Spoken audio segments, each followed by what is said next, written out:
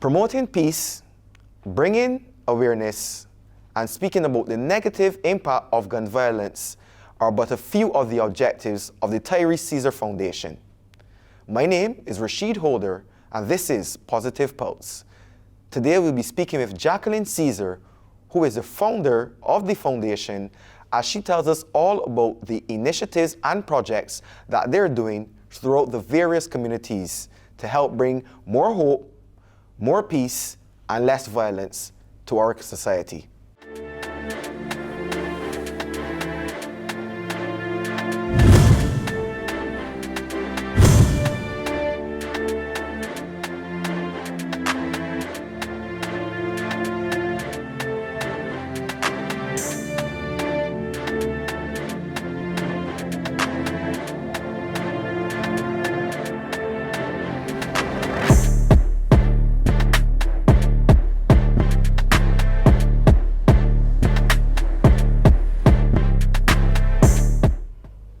We're here today with Jacqueline Caesar of the Tyrese Caesar Foundation. Jacqueline, thank you so much for joining us on Positive Pulse. Pleasure to have you. Thank you for having me. The pleasure's mine. Now, I've been perusing this pamphlet, and it does provide a host of information. And one of the questions that I have is, what was the inspiration behind starting this foundation?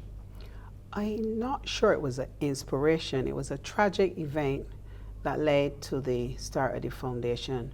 With the loss of my only child, Tyrese Caesar, to gun violence, his dad and I decided that if we could help at least save the life of one child, or help parents who go through something similar or who experience a similar loss, that we would have done good. We set out to advocate for change because of the number of violent situations we had across the island. So we started out with just an idea and a heart full of grief, hoping for change.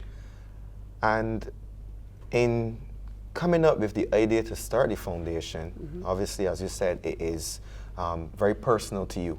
Yes. What is the mission, the overall objective of the Tyrese Caesar Foundation? We hope to have safer communities. We hope to enrich the lives of children.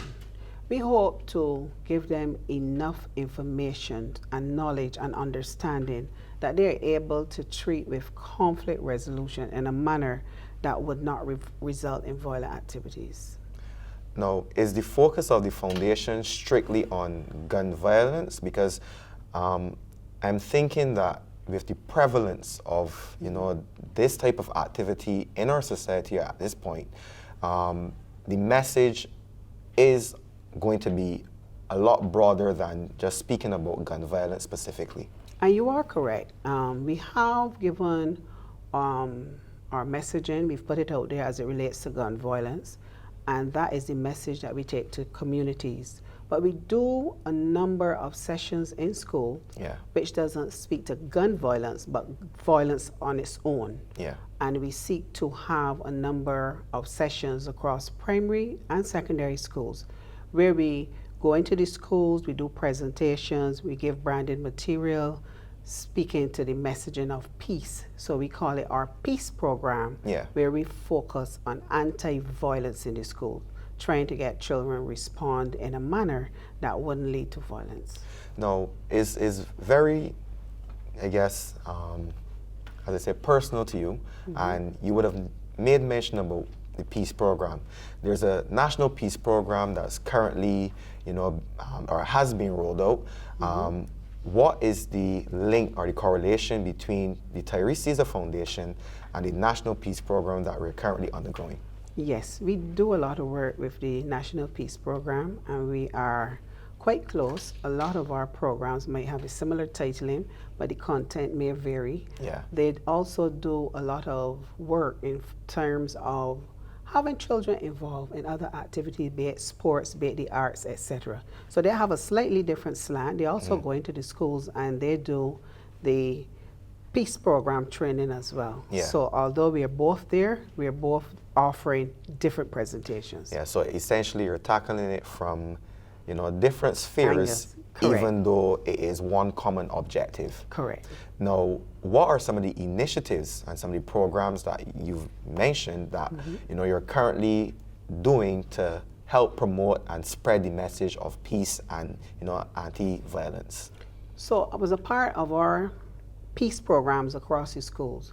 We also have a competition that we offer the schools. We did it last year. We will again this year.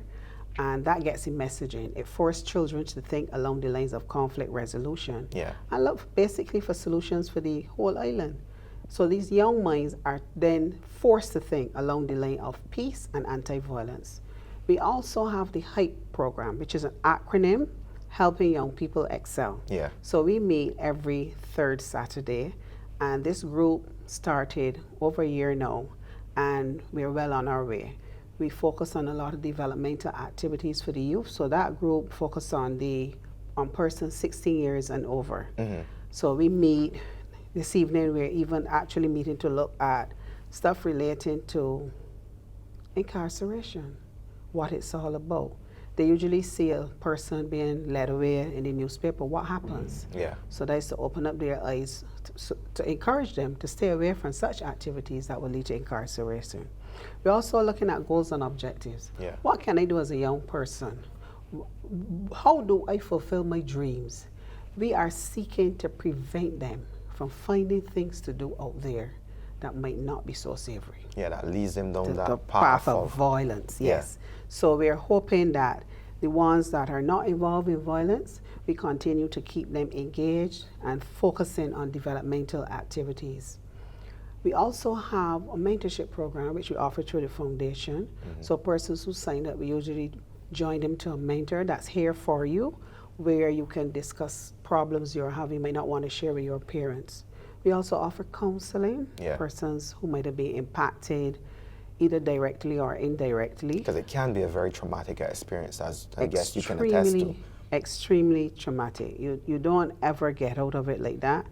And based on my own experience, you go through different phases of grief. And having some young persons that I can pour into, it means that my son's life, though lost, wouldn't have been lost in vain.